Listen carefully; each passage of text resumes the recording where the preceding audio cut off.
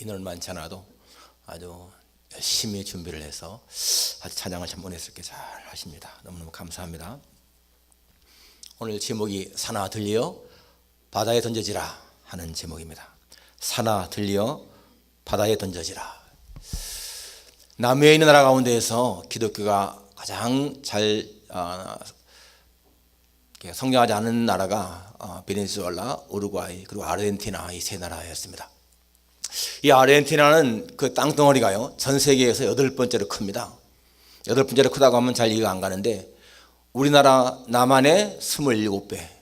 그런데 인구 밀도는 1평방킬로미터당 15명. 세계 평균이 50명인데 15명이니까 얼마나 적습니까? 우리 남한의 인구가 4,800만 명인데 아르헨티나는 4천만 명밖에 안 됩니다. 땅은 27배인데 인구는 적습니다.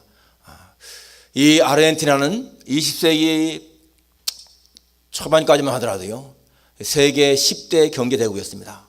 굉장히 부유했습니다.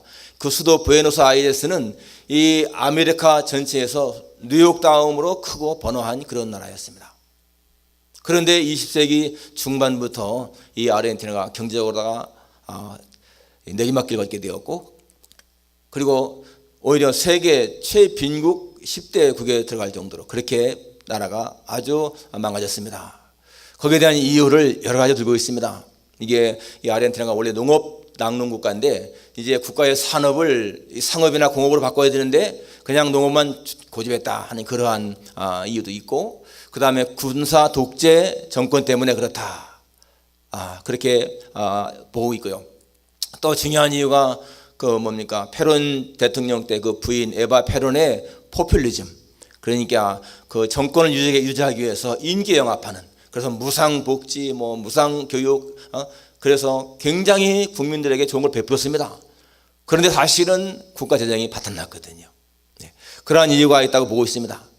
그러지만은 정말 더 중요한 이유는 영적인 문제에 있습니다. 영적인 문제. 이 1246년에 이 후안 페론이 대통령이 됐는데, 그때 이 페론 대통령은 강력한 주술가를 장관으로 기용했습니다. 그리고 이 전국에 미신이 너무너무 성행했고 이 주술 행위들 그게 너무너무나 넘쳤습니다. 그래서 이 주술 그 상품들이 막 거리에 그 가게만 넘쳤습니다.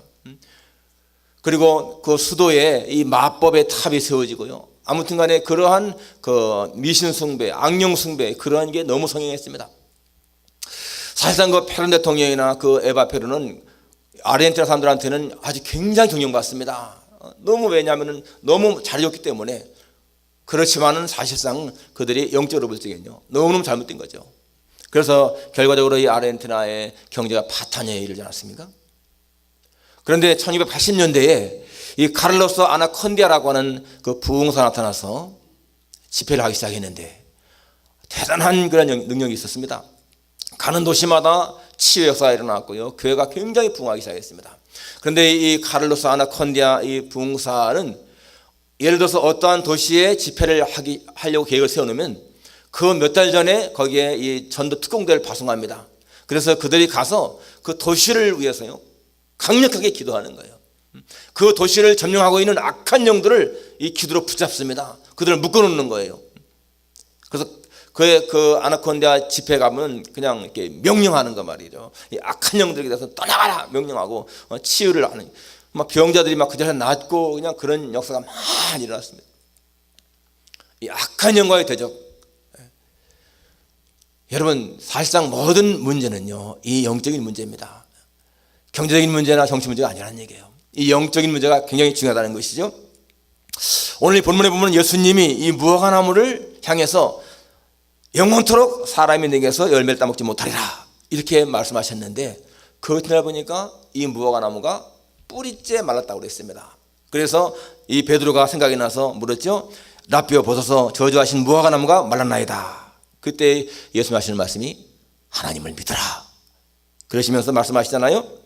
내가 진실로 너에게 이르노니 누구든지 이 산더러 들리어 바다에 던져지라 하며 그 말하는 것이 이룰 줄 믿고 마음에 의심치 아니하면 그대로 되리라 라고 말씀했습니다. 그리고 그 다음에 또 하시는 말씀이 내가 너에게 말하노니 무엇이든지 기도하고 구하는 것은 받은 줄로 믿으라. 그리하면 너에게 그대로 되리라 라고 했습니다. 여러분, 이 말씀은요 정말 충격적인 말씀인 것이고 엄청난 도전을 주는 말씀입니다. 여기 있는 산을 명해서 바다에 던지거라 그렇게 하고 그 말하는 것이 이룰 줄 믿고 의심치 않으면 된다는 거예요. 우리가 기도할 때 무엇이든지 믿고 구하면 된다는 것입니다. 여러분, 이게 얼마나 엄청난 그런 충격을 주는 말입니까?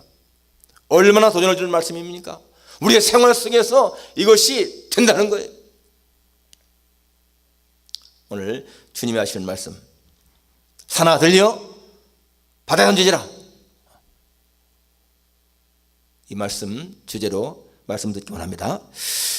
첫째로 이러한 기적이 있기 위해서 어떤 일이 생긴가? 첫째는 하나님을 믿으라 라고 말씀하십니다. 오늘 주님의 말씀이 22절에 예수께서 그들에게 대답하여 이르시되 하나님을 믿으라. 지금 베드로가 라비여 저주하신 무화과 나무가 말았습니다 라고 하니까 예수님이 하시는 첫 번째 말씀이 하나님을 믿으라 라고 했어요. 하나님을 믿으라. 여러분, 하나님을 믿는 것이 모든 것의 키라는 거예요.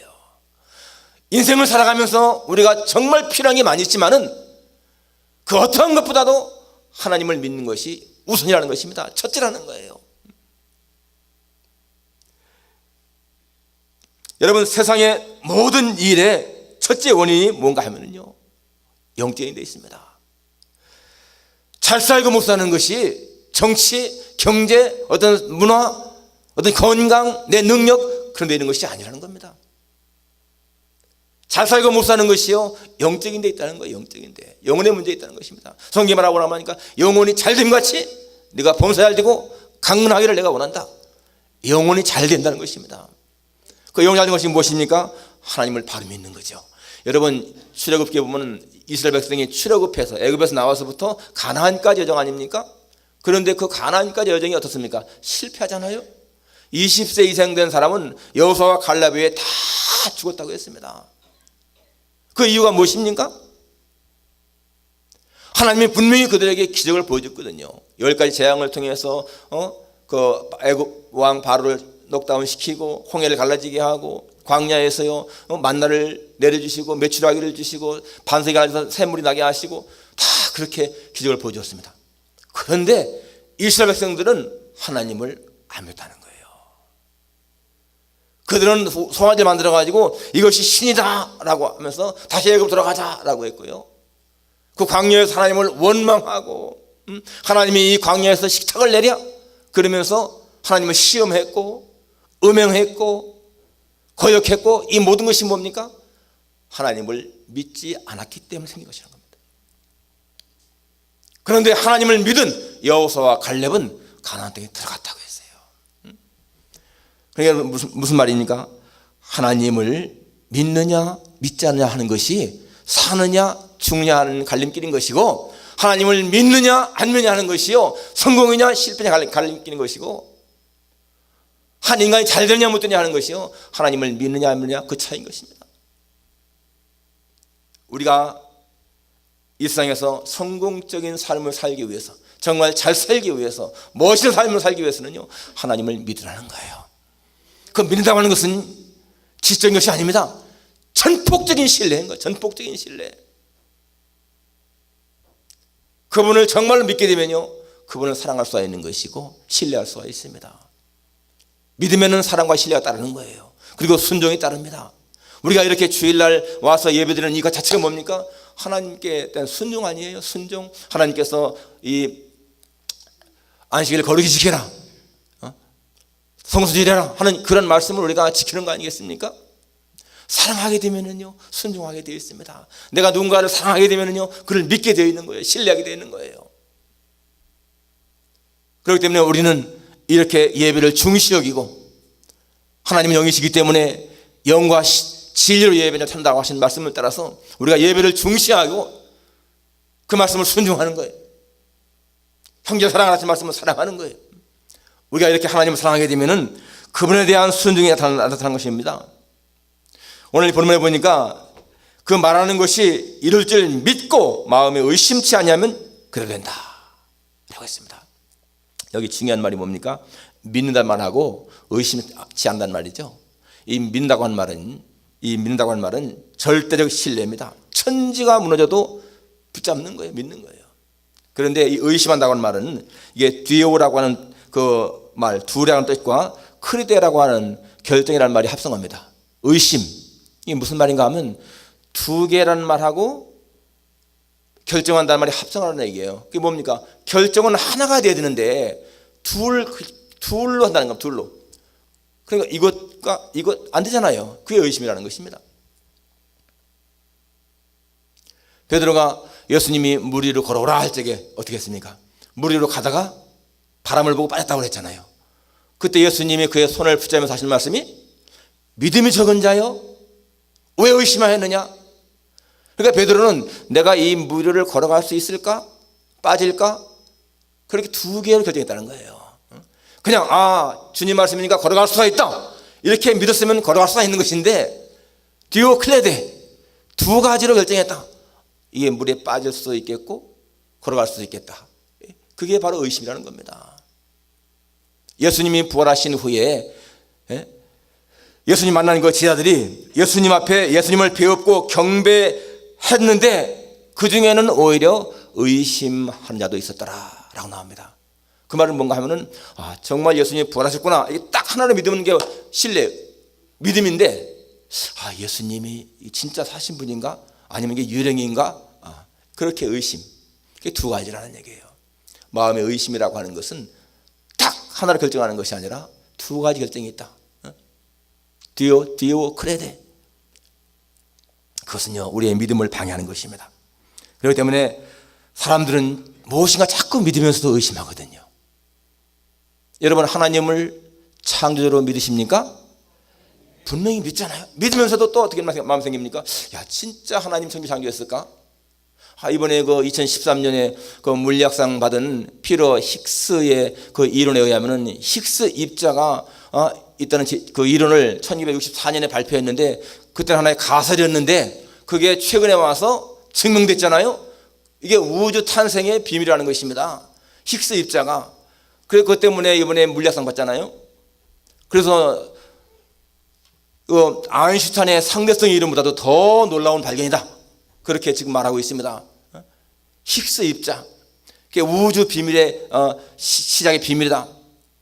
그렇다면은 하나님의 창조와 어떤 과학자들이 말하는 것처럼 빅뱅에 의해서 우주가 생겼다고 그러는데 그게 어떻게 해야 되는 것인가? 진짜 하나님 창조한 것인가? 그런 의심이 생길 수가 있는 거예요. 정말 하나님 나를 사랑하시는 분이신가? 하나님은 정말 나에 관심이 있으신 분이신가? 우리는 때때로 그런 의심이 생깁니다. 그런데 여러분 믿음이라고 하는 것은요 그 두 갈래가 아니라는 거예요. 한 가지. 하나님은 절대적으로 나를 사랑하신다. 절대적인 사랑. 여러분 설령 내가 엄청난 죄를 범한다 할지라도요 하나님의 사랑은 변치 않는 거예요. 심지어 자식이 여러분 부모를 당신 내 아버지가 아니야, 당신 내 아버지가 아니야 이렇게 배은망덕하게 한다 할지라도 부모는 자식을 향해서 여러분 넌 내 자식이 아니다 그러겠습니까? 아닙니다. 자기가 낳은 자기의 피를 이어받은 자식이기 때문에 자식은 암만 부모를 거역하고 못되게 해도 부모는요 너는 내 자식이야 하는 것이 부모 아니겠어요? 마찬가지입니다. 자식이 철이 없어가지고 부모한테 거역한다 할지라도 부모의 사랑은 변치 않는 것처럼 우리가 무지해서 하나님 앞에 범죄하고 하나님을 거역한다 할지라도 여러분 하나님의 사랑은 절대 변치 않는 거예요. 그런 사랑을 우리가 확신해야 되는 겁니다. 그런데 흔들림이 없어야 되는 거예요. 어떠한 경우에도 하나님은 나와 함께 계신 나를 사랑하신다. 흔들림 없는 믿음, 그게요 하나님을 믿는 자의 모습인 거예요. 하나님을 믿으라. 여러분 주님 주는 이 말씀 우리 마음판에 새기십시다. 하나님을 믿으라. 어떠한 경우에도 그분을 신뢰하고 사랑하고 순종하라 하는 것입니다. 두 번째는 명령하라 라고 나옵니다. 명령하라. 여기 지금 이 산을 향해서 산아 들리어 바다에 던져지라 이렇게 명령하잖아요. 여러분 여기 산이 뭡니까? 이 산은 심히 어려운 문제, 내 힘으로 도무지 해결할 수 없는 거의 불가능한 문제, 이게 산이거든요. 스가랴 4장에 보니까 만군의 여호와가 이르노라 이는 힘으로 되지 아니하고 능으로 되지 아니하고 오직 나의 신으로 되느니라.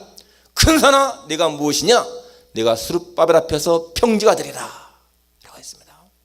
스룹바벨 바벨론의 포로로부터 잡혀 갔다가 돌아와서 성전을 짓는데 장애가 엄청 많았습니다. 그러지만은 그게 바로 장애가 뭐예요? 큰 산인 거예요. 큰 산.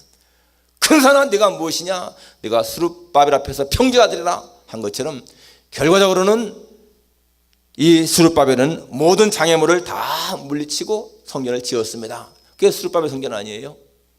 큰 산이 뭐예요? 장애물이라는 겁니다. 여러분 앞에 장애물이 있는가? 그게 큰 산입니다. 큰 산. 그때는 명령하라는 거예요. 큰 산아 내 앞에서 평지가 되어라. 큰 산아 내 앞에서 물러가라. 여러분 그게요 기도라는 얘기입니다. 기도. 대상을 향해서 명령하는데 그게 기도라는 겁니다. 여러분 우리 여호수아 10장에 보게 되면 여호수아가 태양을 향해 명령하잖아요. 그 아모리 연합군과 전쟁할 때에 막 이겨나가는데 해가 지려고 그래. 해가 지면 싸울 수가 없으니까 그때 여호수아가 뭐라고 합니까? 태양아 너는 기분 위에 머무르라. 이렇게 태양을 향해 명령합니다. 그런데 성경에 보면 이렇게 나오죠. 그날에 여호수아가 여호와께 아뢰되 이스라엘의 목전에서 태양아 너는 기브온 위에 머무르라. 그게 뭐예요? 여호수아가 여호와께 고하되 기도란 말이에요. 이스라엘 목전에서 태양아 너는 기브온 위에 머무르라. 태양을 향해서 명령하지만은 그게 기도라는 겁니다. 다시 말하면 하나님 태양을 머물게 해주십시오 라고 하는 그런 기도가 태양을 향해서 명령하는 거예요. 태양아 너는 머무르라. 여러분 그때의 태양이 머물렀습니다. 하나님이 멈추게 한 거 아니겠어요? 우리가 무엇인가를 향해서 명령할 때에 여러분 하나님이 역사하신다는 겁니다. 그러니까 우리는 대담한 마음으로 그렇게 기도할 필요가 있습니다. 사도행전에 보면 베드로가 저 요바인 데 가는데 다비다라고 하는 도로가라고 하는 여자가 죽었습니다. 그때 사람들이 이 다비다를 시신을 있는 데를 안내하죠. 그때 베드로가 들어가서 뭐라고 합니까? 다비다야 일어나라 그렇게 말합니다. 다비다의 시신을 향해서 다비다야 일어나라. 그러니까요 죽은 그 다비다가 일어나는 거예요. 무슨 의미입니까? 다비다를 지배하고 있는 죽음의 영을 향해서 명령한 것이죠. 죽음의 영을 향해서 나가라 하는 거예요. 그러니까 죽음의 영이 나가니까 다시 살잖아요. 바로 그것이 기도라는 것입니다. 우리는 그러한 역사를 성경에서 많이 보지 않습니까? 여러분 이 악한 영들은요 사람의 속에서 갖가지 일을 다 합니다. 아주 거짓말을 밥 먹듯이 하는 사람은요 거짓의 영이 들어가 있는 거예요. 그 속에 열왕기상 22장에 보게 되면 거기에 하나님께서 아합 왕을 저 길랏 라못에 데려다가 죽게 하려고 합니다. 그럴 때 누가 아합을 깨서 길랏 라못에 올라가 죽게 할꼬. 그러니까요 영들이 내가 이렇게 하겠습니다 막 그러는데 한 영이 나서 가지고 내가 하겠습니다. 그래. 하나님이 네가 어떻게 하겠느냐? 내가 거짓말하는 영이 되어서 모든 선지자 입에 있겠나이다. 하나님이 허락했거든요. 그래서 그 시드기야 같은 선지자 몇 수백 명이 이 아합을 충동하는 거예요. 왕이여 올라가서 아람을 치서서 하나님이 그 성읍을 왕에게 돌릴 것입니다. 승리할 것입니다. 이길 것입니다. 막 그렇게 하는 게 그게 뭐예요? 거짓말하는 영이 되어서. 여러분이 악한 영들은요 사람 속에 들어가서 갖가지 공작을 다 합니다. 이 도박에 중독된 사람, 마약 중독자 이게 그냥 되는 게 아니에요. 그런 영들, 악한 영들이 사람을 죽이는 살인자, 살인을 충동시키는 영, 스스로 자살하는 사람들, 자살의 영, 이게 다 악한 영들이 그 속에 들어가서 그렇게 하는 것입니다. 그렇기 때문에 여러분 우리는 그러한 영들을 이기는 길은요 예수님 이름밖에 없어요. 예수님의 보혈. 그러니까 악한 영, 그런 영을 대적할 때에는 정말 예수님의 이름으로 명해야 돼요. 예수님의 이름으로 명한다. 더러운 영들아 나가라. 여러분 정말 자녀가요 막 열이 나고 막 그렇게 아플 적에 기도해야 돼. 열을 일으키는 악한 영들 떠나가라. 물론 여러분 약을 먹어서 나는 경우도 당연히 있죠. 그렇지만은 이 병을 일으키는 그런 영들이 많다는 거예요. 그래서 명령하는 것이 굉장히 중요한 것입니다. 내가 외칠 때에, 내가 명령할 때에 바로 하나님의 영이 역사하기 때문에 치료받는 거예요. 사람의 말 속에는 영이 흐릅니다. 그렇기 때문에 능력이 있는 거예요. 그래서 여러분 정말 가족이 아플 때는 물론 병원에 가는 거 중요하지만 먼저 기도해야 돼요. 먼저 성경에도 너 중에 병든 자가 있느냐? 저는 교회 장로들 청할 것이요, 저는 기름을 바르고 위하여 기도할 것이니라. 그렇습니다. 기도함으로 말미암아서 그런 병마를 떠나게 하는 것이죠. 명령하는 것. 마지막 세 번째가 용서하라라고 나옵니다. 오늘 본문에 25절에 서서 기도할 때에 아무에게나 혐의가 있거든 용서하라. 여기 기도 얘기를 하면서요, 용서 말씀을 하십니다. 그리하여야 하늘에 계신 너희 아버지께서도 너희 허물을 사해 주시리라. 여기 아무에게 혐의가 있거든 이란 말은, 이게 다른 성경에 보게 되면 누구와 등진 일이 있으면 그 말입니다. 다른 사람하고 등진 일이 있으면 용서하라 그 말입니다. 참 대인관계를 보게 되면 다른 사람과 이 등진 일이 많은 사람들마다, 그런데 그렇게 하게 되면은 하나님 앞에 기도할 적에 그 기도가 응답이 안 되는 거예요. 하나님께 기도하기 전에 먼저 화해한다는 것입니다. 예수님 말씀에도 너희가 예물을 제단에 드리다가 거기에서 형제에게 원망들을 말하는 일이 있는 줄 생각나거든 어떻게 하라고요? 예물을 제단 앞에 두고 먼저 가서 형제와 화목하고 그에 와서 예물을 드리라 라고 했습니다. 그렇게 해야 하나님이 예물을 받는다는 거예요. 내가 남을 용서해야 나도 용서받는다 라는 것입니다. 여러분, 남을 용서하는 것이 왜 중요한 것입니까? 남을 용서하는 것은요, 예수님의 십자가의 죽으심을 내가 받아들이고 인정하는 거예요. 남을 용서하지 않는다, 여러분, 이것은요 예수님의 십자가의 죽음을 거부하는 겁니다. 무서운 죄인 거예요. 그렇기 때문에 용서가 너무너무 중요한 것입니다. 존 브로크만이라고 하는 사람이 쓴 책 가운데 지난 2000년 동안의 위대한 발명이라고 하는 책이 있어요. 이거는 그 사람이 쓴 것이라기보다는 그가 알고 지내는 그런 아주 그 지식인들, 이런 사람들한테 이메일로 보냈습니다. 이메일로 보내서 지난 2000년간 위대한 발명이 무엇인가에 대한 답을 보내달라 이렇게 해서 이제 사람들이 막 보내왔거든요. 답을. 그걸 책으로 만든 거예요. 그런데 거기에 보게 되면 정말 위대한 발명들이 많이잖아요. 가장 많은 지지받은 게 이제 인쇄술입니다. 인쇄술 얼마나 진짜 위대한 발명입니까? 거기에 전기라든지 전화라든지요, 또는 인터넷이라든지 컴퓨터라든지, 그런 많은 발명품들을 적었는데 121가지를 다 나열했어요. 121가지. 그런데 거기에 더글라스 러시코프라고 하는 사람이 답을 보내왔는데요, 지난 27년간 위대한 발명 중에 하나는 지우개다, 그런 말 했습니다. 지우개. 여러분 이해가 갑니까? 지우개가 왜 그렇게 위대한 발명일까? 근데 그 사람이 설명하는 게요 너무 재밌습니다. 이 지우개, 만일에 지우개가 없다면 인류의 문명이 이렇게 발전이 안 한다는 거예요. 그 사람 주장은. 쉽게 여러분, 우리가 연필로 뭘 쓰다가 잘못 쓰면 어떻습니까? 지우개가 필요하잖아요. 지우개. 컴퓨터를 치다가 잘못 치면 뭘 해야 됩니까? 딜리트 키를 눌러야 돼요. 딜리트 키.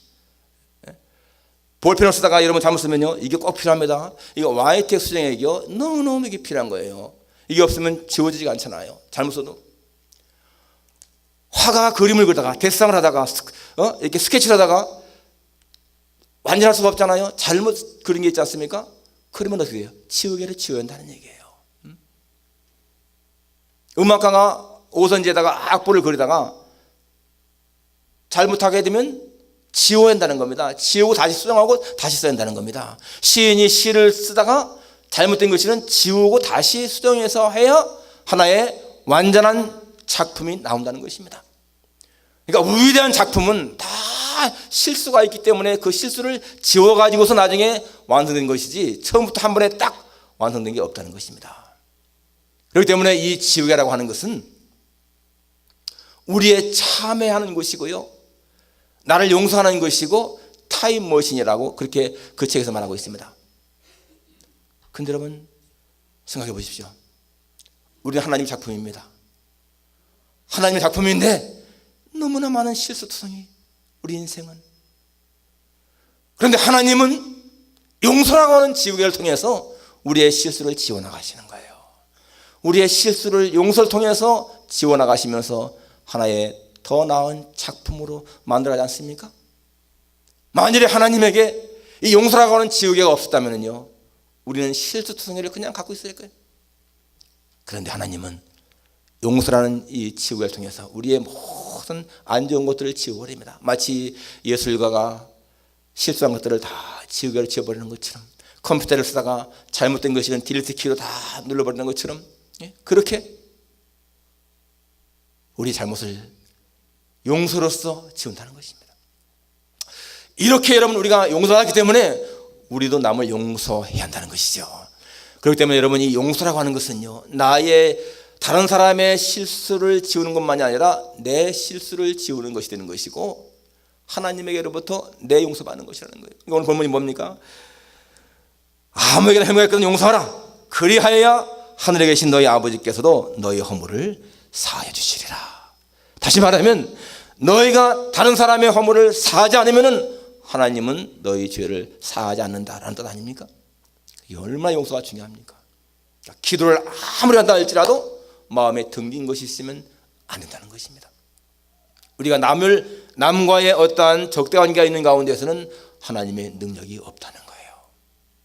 오늘 사나들여 바닥여져라 하는 이러한 기적, 바로 이것은 첫째 하나님을 절대적으로 믿는 것이고요, 그리고 그 대상을 향해서 명령할 수 있는 그런 확신이 있어야 되는 것이고, 그 다음에는 다른 사람의 허물을 용서하는, 그러할 때에 하나님의 기적이 일어난다. 이런 말씀 마음에 새겨지기를 주님의 이름으로 축원합니다. 기도하겠습니다.